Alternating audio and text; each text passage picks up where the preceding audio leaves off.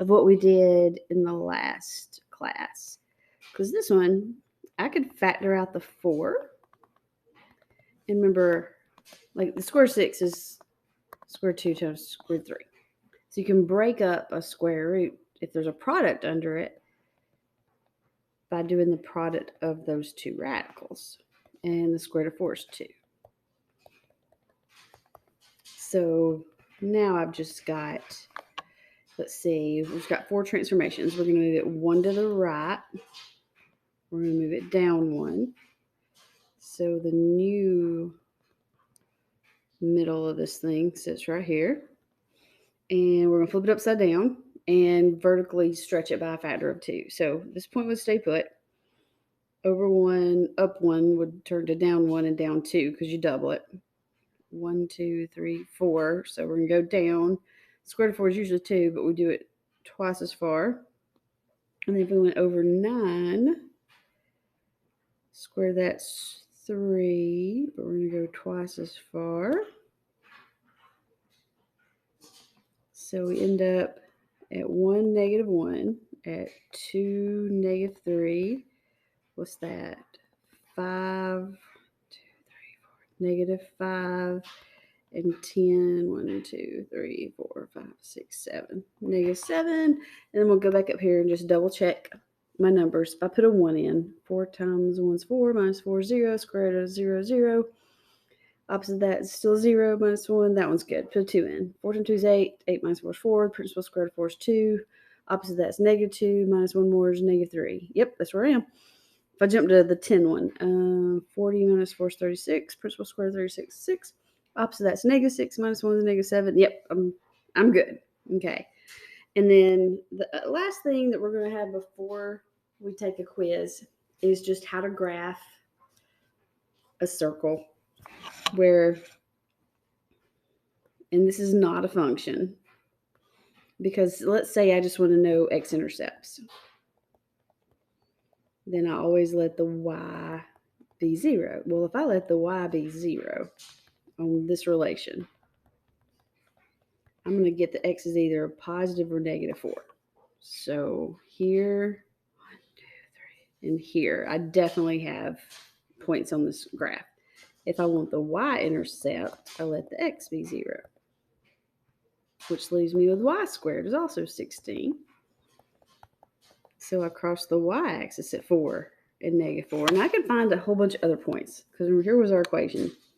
X squared plus y squared is 16. So if I was like, okay, well, what if I let x be 1? And 1 squared is 1. Subtracting from 16, we've got 15. So y is either positive or negative, the principal square root of 15, which is a little less than 4. And I can sit here and do this for all of them, but hopefully you've kind of figured out what it's going to like. It's just a circle centered at the origin with a radius of 4.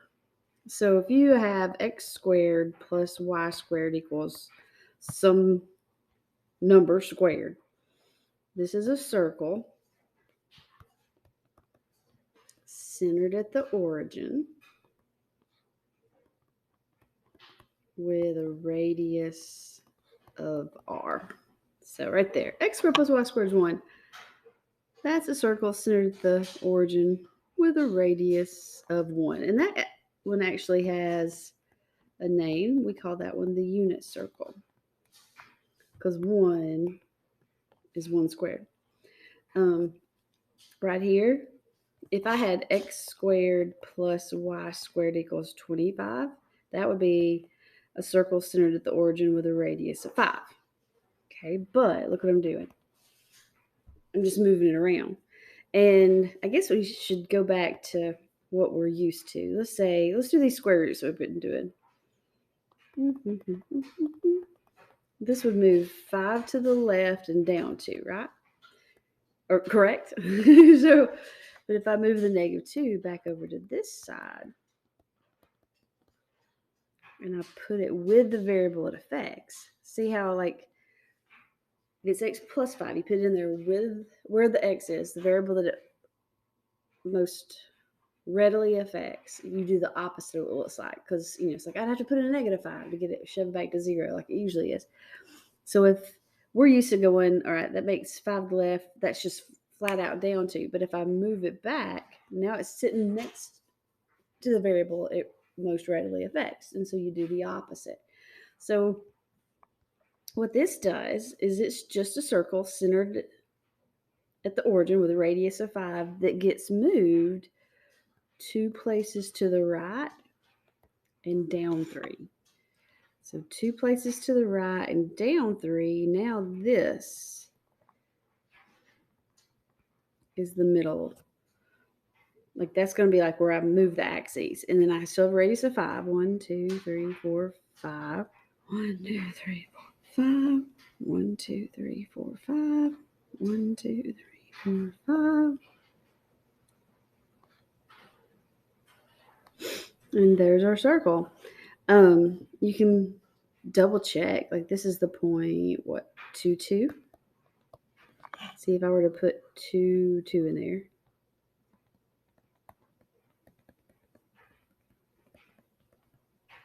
That's true. And you could do that for all the points on that graph. And then every once in a while, you'll see something where it's not in this easy form. But if we could make it look like this, which is the standard form of a circle that you don't really have to know yet. But we need those perfect squares. So I'm going to complete the square on here. So half of negative 10 is negative 5. Square, it's 25. But I just changed the problem. So I could either take 25 away from the left side, or I could come over here and add 25 to the right and keep it balanced. I'm going to choose to add it to the right because I want that number over there so I can think about my circle. And then half of 6 is 3. Square, it's 9. I'm going to add 9 to both sides. So I just created 2 perfect squares. And negative 5 and 9, there's 4. So this is a circle. What does it say to do? Just describe it. It's a circle centered at, because we're going to go 5 places to the right and down 3. Center of it's at 5, negative 3 with a radius, remember this is r squared, with a radius of 2.